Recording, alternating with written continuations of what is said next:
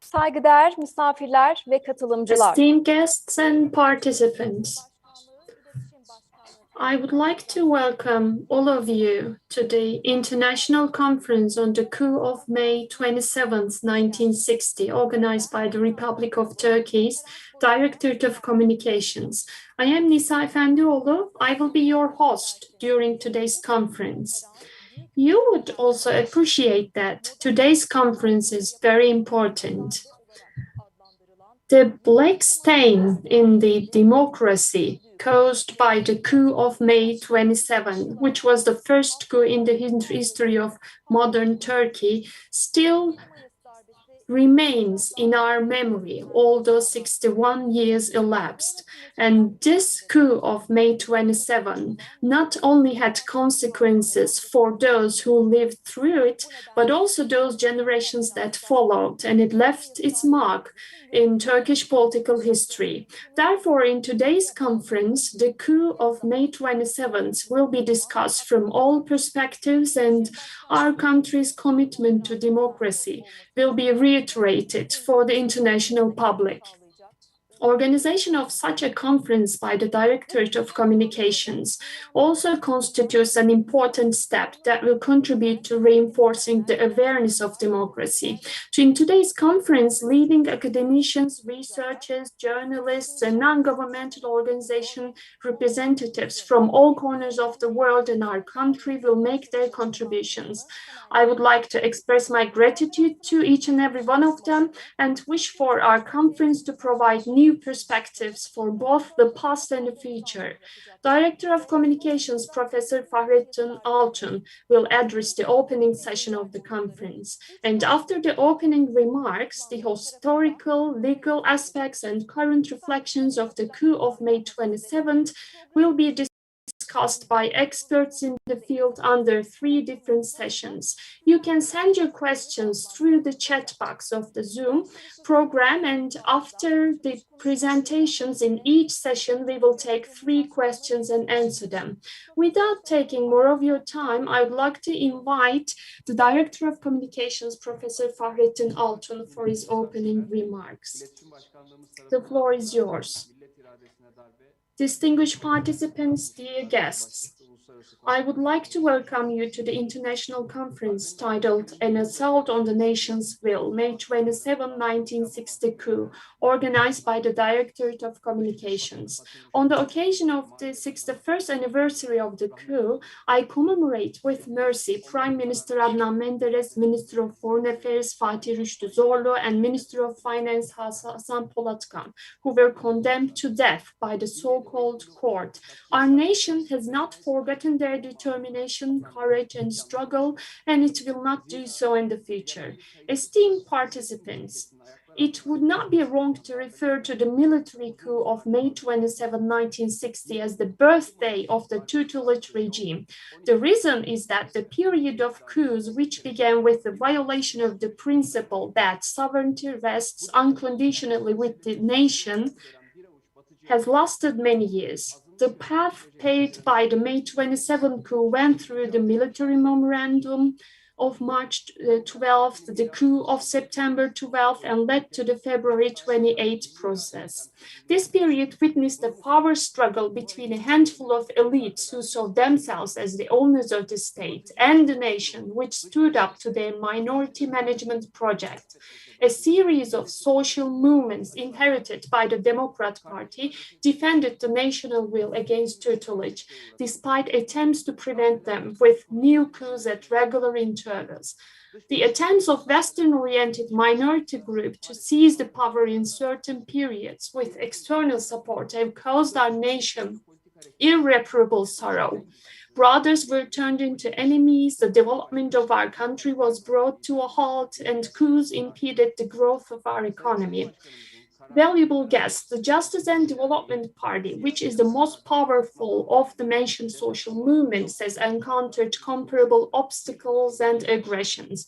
The AK Party movement, under the leadership of our president, has reached these days by surmounting plenty of difficulties, ranging from political prohibitions to case closures, disinformation campaigns to coup attempts. As a result, it is our president, Recep Tayyip Erdogan's determination, understanding, and strong leadership that have enabled Turkey to close the era of coups without reopening it. Our leader, who was imprisoned because of a poem he read in February 28 process, has leaned back only against the nation, and he has repelled the attacks, such as the 2007 e-memorandum and July 15 coup attempt together with the nation. Due to our president's courage, state-nation unity has been restored and our democracy has been re-established on solid ground. And our nation is well aware that tutelage and coup mentality persists despite all the steps taken under our president's leadership. This mentality has manifested itself in a variety of ways and forms over the years. Those who have aspirations for tutelage and coups have attempted to exist throughout all periods. Their sole characteristic that has remained constant since May 27 is their hostility towards others. We regret to see that some of those who yearn for coups and tutelage do not refrain from pontificating on democracy and freedoms today. Our nation has witnessed explicitly that those who preach on this platform on a daily basis, who collaborate with dark powers and who support the e-memorandum, sip their coffees and watch the aggression attempts on television with pleasure during the heinous coup attempt. Despite the lessons learned in the past, some of them are unable to rein in their coup ambitions. It hurts the consciences of our nation to see that those who threaten our president with the saying, "Hope you don't end up like Menderes," remain in their seats in the veteran parliament. Of course, we know very well the true problem of those with an aspiration for tutelage. We know very well those who penetrate into the capillaries of our state on behalf of our foreign services, who plant the seeds of disorder under the guise of civil society, who wish to condemn the Turkish foreign policy to Western-oriented dependence trap. We know very well those who are annoyed by our army, security forces, nameless heroes eradicating terrorist organizations from our territories and borders. We know very well who lean back against terrorist organizations and who ask, what are we doing in Syria, Libya, Karabakh, and Cyprus? Today, on the occasion of this conference, I would like to emphasize one point clearly. Taking to the streets in the name of politics, rather than trusting the ballot box and seeking to make a position over the claims of criminal organizations today, are one and the same. We got used to the opposition's efforts to overcome the incapacity to do politics through perception management operations and non-political mechanisms. But these are futile efforts. Under the leadership of our president, AK Party government in the last 20 years have embraced the entrustment of our nation and fought important battles in all fields to prevent Turkey from returning to the chaotic days of the past and achieved great success in this regard.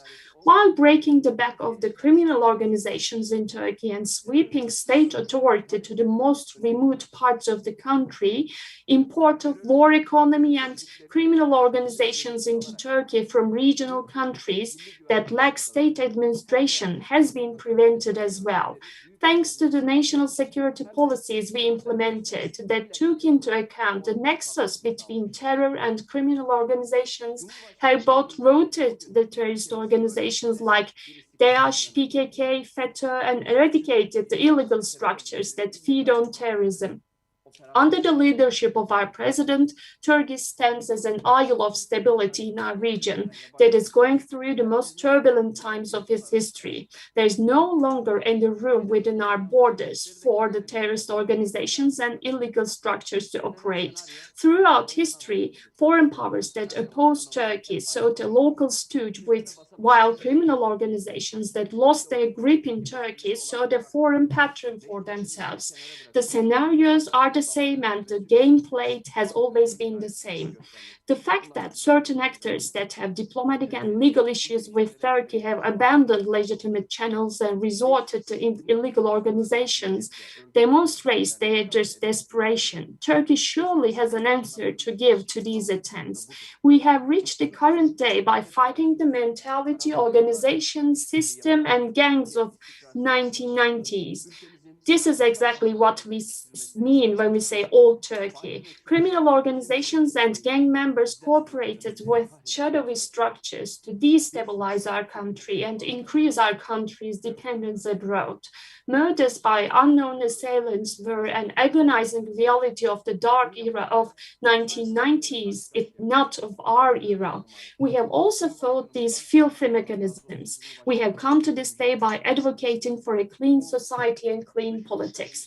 We have fought against terrorism and we have fought against these pounds of these organizations. And today we say to those who bring up and try to hold us accountable for the offenses and the dirty cooperation of those times, they should stop doing this. Those who nowadays appeal to the accusations and slanders of shadowy actors previously relied on FETÖ and PKK. But they must not have hopes in vain. Our nation is aware of this game. Valuable guests, the fact that those attempting to whitewash the coup of May 1927 have also opened the presidential system of government to question and are seeking to return Turkey to the era of instability and coalitions is hardly unexpected. Millions of people who shielded their breasts on the night of July 15th felt in their heart the sorrow of the failure to prevent what happened to Adnan Menderes and his comrades. If the coup attempt had succeeded, our state would once again have been subjected to the tyranny of a tiny minority. Faced with this threat, our nation took the matter in its hands and stopped the tanks with their bare hands. That is why some use expressions like civilian coup or theater play that hurt our martyrs because they cannot get over the defeat of their friends that night. Their partners in politics are disturbed by the increased strength of our state and its success in combating terrorism, as well as resistance against operations following the cleansing of the viruses after July 15th. On the anniversary of the coup of May 27th, 1960, we would like to give a clear message. No matter what you do, you will not be able to stand in the way of Turkey's blessed march. No matter what plots you make, you will not be able to stop our nation. No matter who you partner with, you will not be able to sever our ties of affection with our nation. With these feelings and thoughts, I would like to wish success to the panelists and the participants. I salute you with respect and say, I wish you the best of health. We would like to thank the Republic of Turkey's Director of Communications, Professor Fahrettin Altun, for his opening remarks and valuable contributions. Mr. Altun elaborated on very important points in his remarks and underlined many aspects that will be discussed in detail through consultations and presentations in today's conference. Now we have a few minutes break and then we will open the first session of the conference. Thank you.